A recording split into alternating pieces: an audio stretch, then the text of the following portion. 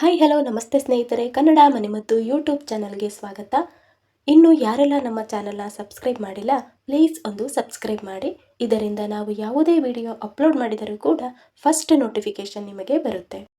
ಇವತ್ತಿನ ವಿಡಿಯೋದಲ್ಲಿ ಸೌಂದರ್ಯದ ಕೆಲವು ಸಲಹೆಗಳ ಬಗ್ಗೆ ತಿಳ್ಕೊಳ್ಳೋಣ. ನಾವು ಮೇಕಪ್ ಇಲ್ಲದೆ ನಾವು ಸುಂದರವಾಗಿ ಕಾಣಲು ಕೆಲವು ಪಾಲಿಸಬೇಕಾದ ಲೈಫ್ ಸ್ಟೈಲ್ಗಳ ಬಗ್ಗೆ ತಿಳ್ಕೊಳ್ಳೋಣ. ಗಂಡಿಗೆ ಆಗಲಿ ಹೆಣ್ಣಿಗೆ ಆಗಲಿ ಈ ಭೂಮಿ ಮೇಲಿರೋ ಪ್ರತಿಯೊಬ್ಬ ಮನುಷ್ಯನಿಗೂ ಕೂಡ ನಾವು ನೋಡಲು ತುಂಬಾ ಸುಂದರವಾಗಿ ಕಾಣಬೇಕು, ಎಲ್ಲರ ಕಣ್ಣಿಗೂ ನಾವು ಆಕರ್ಷಿತವಾಗಿ ಕಾಣಬೇಕು ಅನ್ನೋ ಆಸೆ ತುಂಬಾ ಇರುತ್ತೆ. ಹಾಗೆ ಹೆಲ್ದಿಯಾಗಿ ನಮಗೆ ಗ್ಲೋಯಿಂಗ್ ಸ್ಕಿನ್ ಇರಬೇಕು ಅನ್ನೋ ಆಸೆ ಕೂಡ ಇರುತ್ತೆ.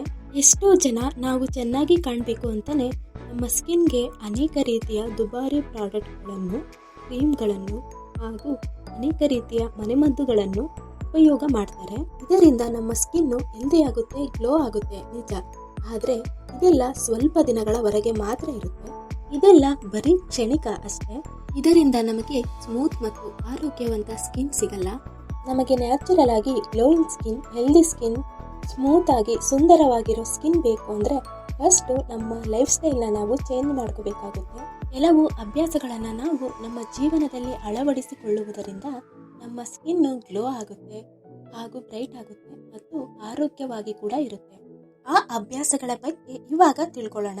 ನ್ಯಾಚುರಲ್ ಸ್ಕಿನ್ಗೋಸ್ಕರ ಕೆಲವು ಅನುಸರಿಸಬೇಕಾದ ಅಭ್ಯಾಸಗಳ ಬಗ್ಗೆ ಇವಾಗ ನಾವು ತಿಳ್ಕೊಳ್ಳೋಣ.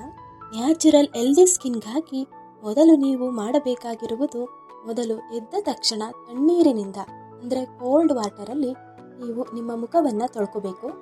ನಾವು ಎದ್ದ ತಕ್ಷಣ ಕೋಲ್ಡ್ ವಾಟರಲ್ಲೇ ಯಾಕೆ ನಮ್ಮ ಮುಖವನ್ನು ಫೇಸ್ ವಾಶ್ ಮಾಡಬೇಕು ಅಂದರೆ, ಕೋಲ್ಡ್ ವಾಟರ್ ನಮ್ಮ ಮುಖದಲ್ಲಿರುವ ರಂಧ್ರಗಳನ್ನು ಮುಚ್ಚಲು ಸಹಾಯ ಮಾಡುತ್ತದೆ. ಈ ತಣ್ಣೀರು ಆಂಟಿ ರಿಂಕಲ್ ಏಜೆಂಟ್ ಆಗಿ ಕೆಲಸ ಮಾಡುತ್ತದೆ.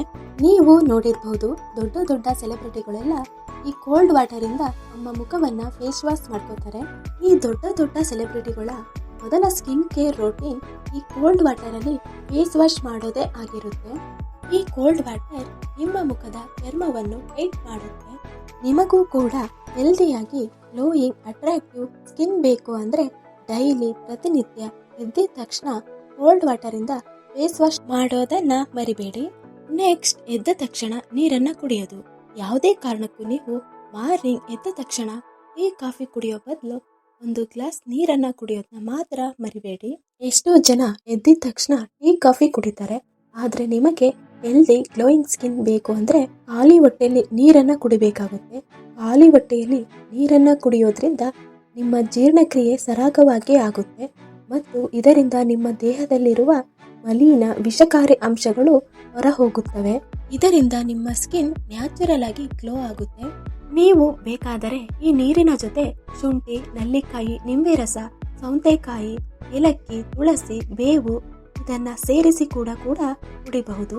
ಇದರಿಂದ ಬೆನಿಫಿಟ್ ಡಬಲ್ ಆಗುತ್ತೆ. ನೆಕ್ಸ್ಟ್, ಪ್ರತಿನಿತ್ಯ ಯೋಗ ಅಥವಾ ವ್ಯಾಯಾಮ ಮಾಡೋದು. ನೀವು ಪ್ರತಿನಿತ್ಯ ಯೋಗ ಅಥವಾ ವ್ಯಾಯಾಮ ಮಾಡೋದ್ರಿಂದ ಬೆನಿಫಿಟ್ ತುಂಬಾ ಇದೆ. ಅದರಲ್ಲಿ ಮೊದಲ ಬೆನಿಫಿಟ್ ಏನು ಅಂದ್ರೆ, ಇದರಿಂದ ನಿಮ್ಮ ಸ್ಕಿನ್ ಹಾಗೂ ಮಸಲ್ಸ್ ಟೈಟ್ ಆಗುತ್ತೆ. ಈ ಯೋಗ ಮಾಡೋದ್ರಿಂದ ಇನ್ನೊಂದು ಲಾಭ ಏನೆಂದರೆ, ನಿಮ್ಮ ಮನಸ್ಸು ಶಾಂತವಾಗಿರುತ್ತೆ.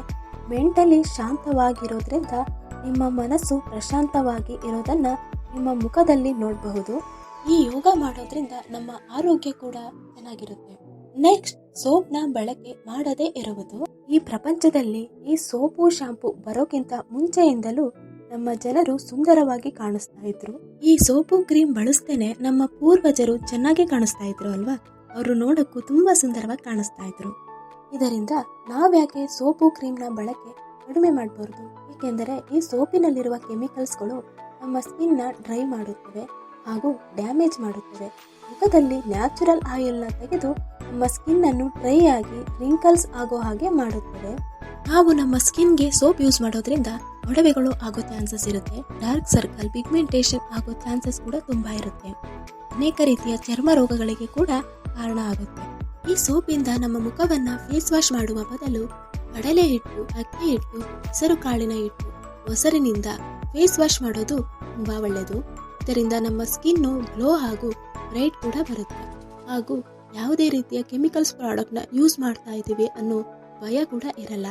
ಇವೆಲ್ಲ ನ್ಯಾಚುರಲ್ ಆಗಿ ನಮ್ಮ ಸ್ಕಿನ್ನು ಗ್ಲೋ ಆಗೋ ಹಾಗೆ ಮಾಡುತ್ತೆ.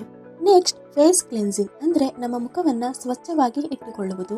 ನಮ್ಮ ಮುಖದಲ್ಲಿರುವ ಧೂಳು, ಪೊಲ್ಯೂಷನ್, ಜಿಡ್ಡಿನಂಶ ಇವೆಲ್ಲವೂ ನಮ್ಮ ಮುಖದ ಫೋರ್ಸ್ಗಳಲ್ಲಿ ಸೇರಿಕೊಂಡು ಇದನ್ನ ಕ್ಲಗ್ ಮಾಡುತ್ತೆ.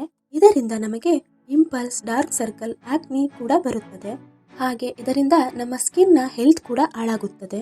ಇದಕ್ಕಾಗಿ ನಾವು ಪ್ರತಿನಿತ್ಯ 2 ರಿಂದ 3 ಬಾರಿ ನಮ್ಮ ಮುಖವನ್ನು ಕ್ಲೀನ್ ಮಾಡೋದು ತುಂಬಾ ಒಳ್ಳೆಯದು. ಇನ್ನು ನಮ್ಮ ಸ್ಕಿನ್ಗೆ ಸೂಟ್ ಆಗುವಂತಹ ಫೇಸ್ ವಾಶ್ನ ಬಳಕೆ ಇಲ್ಲ ಅಂದ್ರೆ ಕಡಲೆ ಹಿಟ್ಟು ಬಳಸೋದ್ರಿಂದ ನಮ್ಮ ಸ್ಕಿನ್ ಗ್ಲೋ ಆಗಿ ಬ್ರೈಟ್ ಕೂಡ ಆಗುತ್ತೆ ಹಾಗೂ ಹೆಲ್ದಿಯಾಗಿ ಕೂಡ ಇರುತ್ತೆ. ನೆಕ್ಸ್ಟ್ ಮಾಯಿಶ್ಚರೈಸಿಂಗ್ ನ ಬಳಕೆ. ನಮ್ಮ ಫೇಸ್ ಯಾವಾಗ್ಲೂ ಗ್ಲೋಯಿಂಗ್ ಆಗಿ ಕಾಣಬೇಕು ಅಂದ್ರೆ ನಮ್ಮ ಫೇಸ್ ಯಾವಾಗ್ಲೂ ಕೂಡ ಹೈಡ್ರೇಟ್ ಆಗಿ ಇರಬೇಕು. ನಮ್ಮ ಸ್ಕಿನ್ ಯಾವಾಗ್ಲೂ ಹೈಡ್ರೇಟ್ ಆಗಿರೋದು ತುಂಬಾ ಇಂಪಾರ್ಟೆಂಟ್.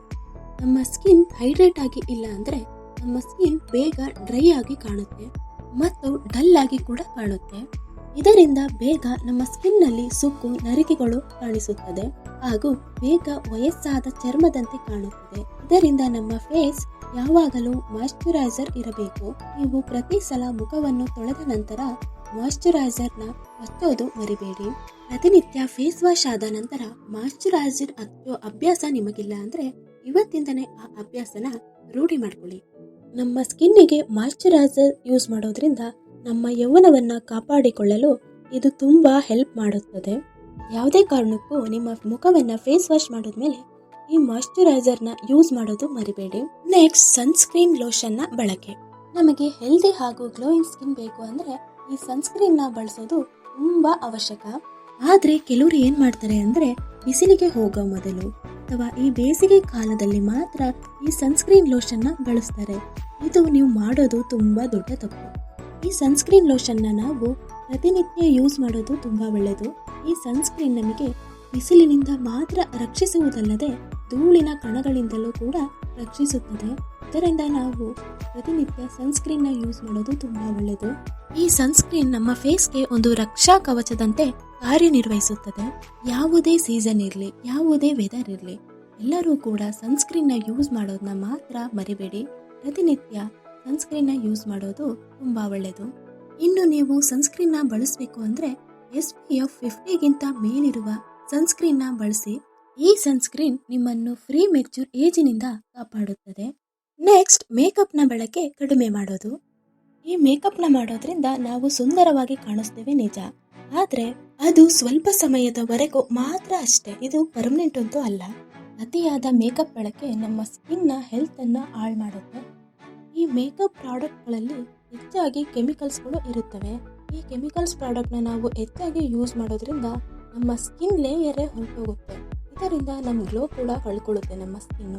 ಅಷ್ಟೇ ಅಲ್ಲದೆ ಈ ಮೇಕಪ್ ನ ಅತಿಯಾಗಿ ಬಳಕೆ ಮಾಡೋದ್ರಿಂದ ಪಿಂಪಲ್ಸ್, ಆಕ್ನಿ, ಡಾರ್ಕ್ ಸ್ಪಾಟ್ಸ್, ರಿಂಕಲ್ಸ್ ಇನ್ನು ಮುಂತಾದ ಸ್ಕಿನ್ ಪ್ರಾಬ್ಲಮ್ಗಳಿಗೆ ಕಾರಣವಾಗುತ್ತೆ.